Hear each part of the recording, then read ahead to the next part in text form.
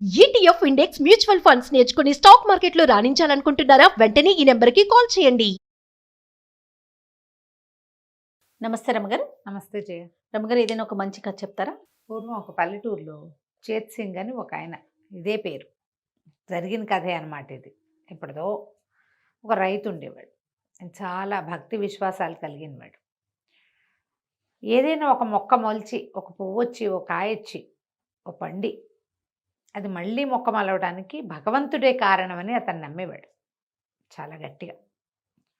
మన వల్ల ఏం చేయాలి? ప్రకృతిని గమనించుకుంటూ ఏ పరిస్థితుల్లో ఏ పని చేయాలో ఆ పని చేస్తూ ఉండాలి. దాన్ని వృద్ధి చేసే సహాయం భగవంతుడే చేస్తాడు. అలాంటి భావాలు ఉండేవి. ఇవన్నీ పురాతన భావాలు కదా. మనం ఏమనుకుంటాం, అన్నీ మనతోటే అవుతాయి అనుకుంటాం. అవును. మనం మంచి గింజ పెట్టాం, టైంకి నీళ్ళు ఇచ్చాం, ఫర్టిలైజర్ ఇచ్చాం, అదేదో ఇచ్చాం, ఇదంతా మనమే చేస్తాం అనుకుంటాం. కానీ దీంట్లో భగవంతుడి హస్తం ఉందని మనం నమ్మం. ఏదైనా పోయిందనుకో, దేవుడు నాకు అన్యాయం చేశాడు అనుకుంటాం. కరెక్ట్ అండి. ఎప్పుడు అంతే. మిగిలినవన్నీ ప్లానింగ్ అంతా మంది. నేను అట్లా చేశాను, నేను ఇట్లా చేశాను, నాకు అది తెలుసు, ఇది తెలుసు, చిన్నప్పటి నుంచి ఇంతే నేను, అలాంటివి బోల్డ్ అని చెప్తాం. నాకు తెలుసు. మంచి జరిగితే అది మన గొప్పతనం. ఆ, ఎక్కడైనా తేడా జరిగితే అది దేవుడు పక్కన వాళ్ళు దుర్మార్గుడు. కానీ దేవుడు కానీ దేవుడు దుర్మార్గుడు. పక్కన వాళ్ళ మీద కూడా తోసేస్తా ఉంటారు రమగారు. అది చాలా మంది చూసేస్తాం. వాడి వల్ల ఇలా జరిగింది, వీళ్ళ ఇప్పుడు వల్ల ఇలా దైవం జరిగింది. వల్ల జరిగింది అనుకో, సడన్ గా పెద్ద పెద్ద వానలు అవి ఇవి వచ్చేసాయి, సడన్ గా ఫ్లడ్స్ వస్తాయి, సునామీలు వచ్చాయి, అప్పుడు భూకంపాలు వస్తాయి. ఇవన్నీ భగవంతుని వల్ల కదా, యాక్ట్ ఆఫ్ గాడ్, భగవంతుని వల్ల అవుతాయి. మనం అదే కదా అనుకుంటాం. అవును. ప్రకృతి వైపరీత్యాలన్నీ భగవంతుడి వల్ల జరిగాయి అనుకుంటాం.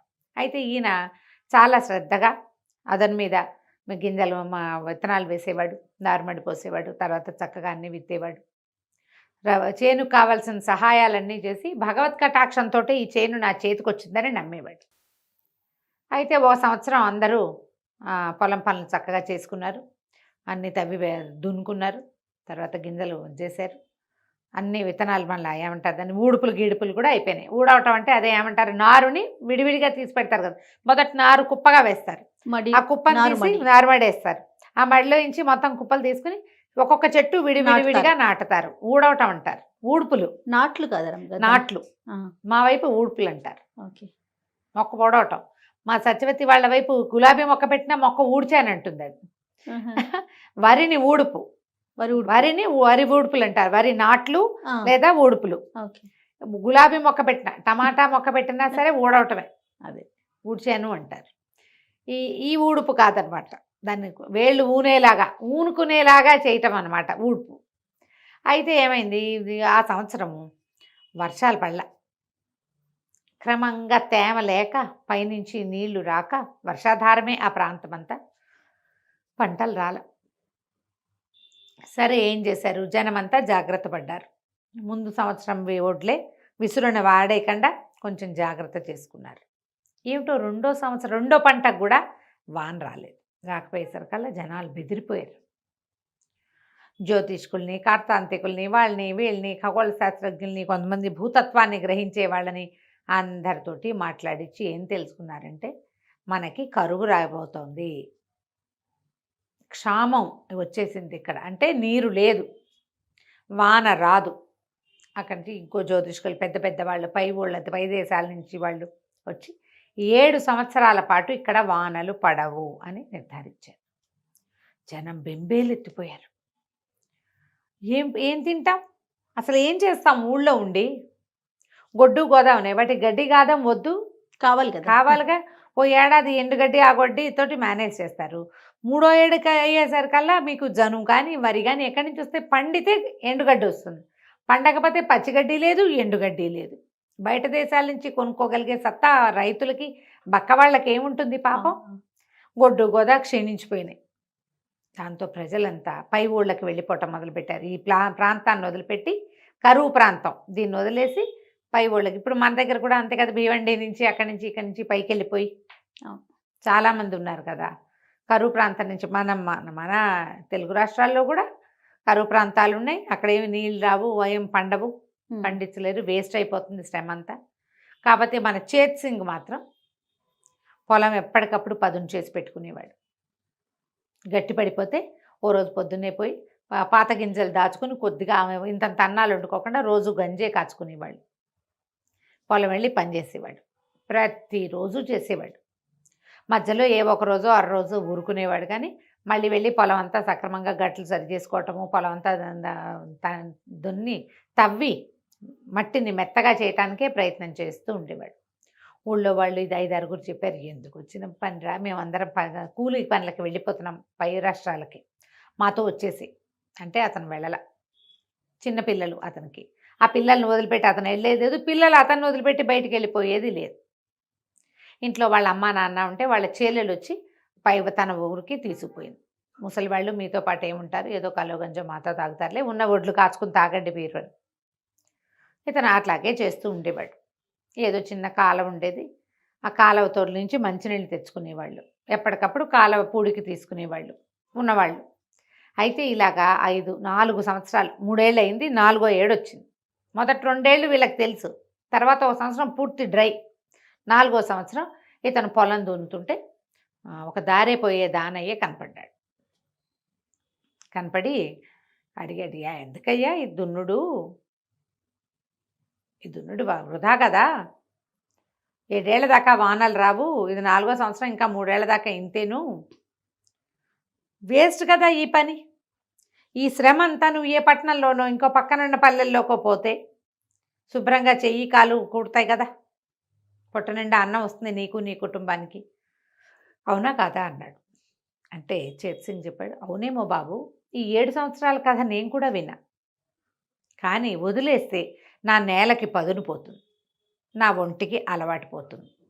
7 ఏళ్ల తర్వాత వాన వస్తుంది అనుకోండి, అప్పటికి నాకు పొలం దున్నటమే రాదు, మర్చిపోతాను నేను, శారీరక శ్రమ నాకు అలవాటు ఉండదు. ఇప్పుడు శ్రమ అంటే ఆ ఊరు వెళ్ళి బస్తాలు మోసాను అనుకోండి, నాకు అదే వస్తుంది. ఇక్కడ నేను చేయాల్సిన పని ఏమిటి, పొద్దున్నే లేవడం, కట్టడం, ఎడ్లు లేవు, నేనే దున్నుకుంటా. ఈ పని చేస్తూ ఉంటేనే ఇది అలవాటుగా ఉంటుంది, కానీ వేరే పనిలోకి వెళ్తే ఈ పని ఎవరు చేస్తారు, నా బదులు రైతు పని రైతే కాదా చేయాలి. 7 ఏళ్ల తర్వాత భగవంతుడు కరుణించి వానలు కనుక కురిపిస్తే మేమందరం అలవాటు తప్పించుకుని ఉంచుకుంటాం కదా. ఆ ఊరు మొత్తం మీద ఒక చేత్ సింగ్ ఒక్కడే వెళ్ళేవాడు అక్కడికి, అతను ఒక్కడే దున్నేవాడు. ఇది నేను చెప్తుంటే నీకు ఒకటి గుర్తొస్తోందా? బహుశా ఈ కథ నుంచే వాళ్ళని తీసుకున్నారు. ఏంటి రమ్మగారు, నీకు గుర్తు కూడా రాలేదు? గుర్తు రాలేదు రమ్మగారు. ప్రజలకు గుర్తొస్తుంది. ఊళ్ళో అందరూ పని మానేసిన ఒకడు మాత్రం మాండు, వీడు పని వీడు చేసుకుంటూ ఉంటాడు. ఆ పొలం మాత్రం చక్కగా ఉంటుంది, మిగిలిన అన్ని చవుడు పట్టిపోయి దాళ్ళుగా అయిపోయినాయి. ఇతని పొలం మాత్రం మృదువుగా ఉంది. ఈ మట్టికి మృదువుగా ఉండటం అలవాటు తప్పిపోతుంది, నా ఒంటికి ఈ పని చేయటం అలవాటు తప్పిపోతుంది. తర్వాత వాన వస్తే అప్పుడు చేస్తానంటే దాన్ని స్వాధీనపరచగలనా నేను? అందుకని నా అలవాటు ఉంచుకున్న, భూమికి అలవాటు ఉంచుకున్న, దేవుడు ఎప్పుడు కరుణిస్తే అప్పుడే పంట పండుతుంది. దేవుడు కరుణించలేదని నేను పని మానేయకూడదు, మన పని మనం చేయాలి. అనగానే ఆ దారిని పోయే దానయ్య కాదు, ఆయన వానయ్య, వరుణుడు. ఇతర దేవతల ప్రేరేపణతోటి ఈ ప్రాంతంలో 7 సంవత్సరాల పాటు కురవకూడదని నిశ్చయించుకుని ఉన్నాడు. తను వదిలేసిన ప్రాంతం ఎలా ఉందో చూడడానికి దారిని పోయే దానయ్య వేషంలో వచ్చాడు. ఆయన ఆశ్చర్యపోయాడు.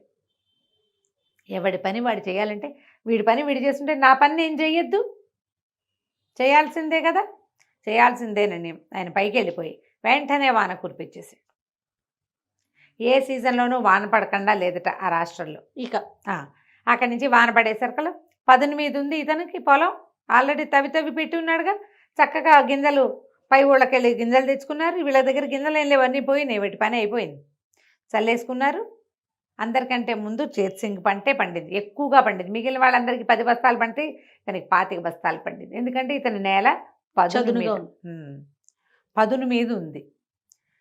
తవ్వుతూ ఉండాలి ఎప్పుడు కూడా. మనుషులకి ఆ రకమైన శ్రద్ధ ఉండాలి. ఏదైనా అవకాశం వచ్చాక కోర్సులు నేర్చుకుంటామంట. ఆ విషయమే రమ్మగారు. ఎగ్జాక్ట్లీ. అవకాశం వచ్చాక అప్పుడు మనం ట్రై చేద్దామంటారు. అట్లా కాదు, నువ్వు ట్రై చేస్తూ ఉంటే అవకాశం పికప్ చేస్తుంది.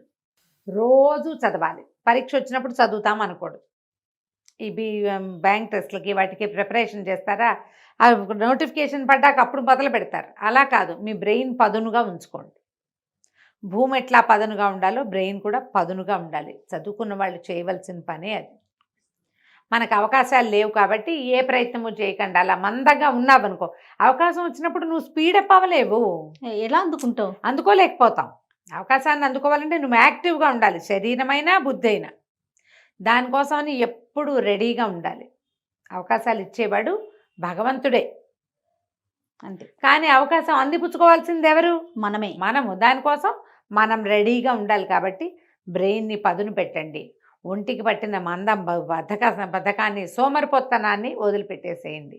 పురాతన కాలపు ఈ కథని ఒకసారి జ్ఞాపకం చేసుకోండి. ఇట్స్ కార్పొరేట్ స్టోరీ ఇది. ఎగ్జాక్ట్లీ అండి. ఎప్పుడు పనిచేయాలి, ఎప్పుడు అప్డేట్ అవ్వాలి. అదేదో అవకాశం వచ్చినప్పుడు అప్డేట్ అవుతాను అనకూడదు, నువ్వు చేస్తూ ఉండాలి. ఎంత పెద్ద ఉద్యోగంలో ఉన్నా కొత్త కోర్సులు ఏదైనా రాగానే నేర్చుకోవాలి. డాక్టర్లు, ఆయన ఎవరో ఒక డాక్టర్ చెప్పారు, ఆపరేషన్స్లో కొత్త కొత్త మెలకువలు వస్తున్నాయట. పాతకాలం వాళ్ళకి తెలియదమ్మా, మనం ఎప్పుడు అప్డేట్ అవ్వాలి, జర్నల్స్ తిరగేయాలి, పుస్తకాలు చదవాలి. చదవకపోతే మనం అప్డేట్ అవ్వలేము అని చెప్పారు. ఎంత మంచి విషయం, చాలా మంచి కథ రమ్మగారు. ఎస్, గుర్తొచ్చింది నాకు. రైట్ అండి, నమస్తే. నమస్తే.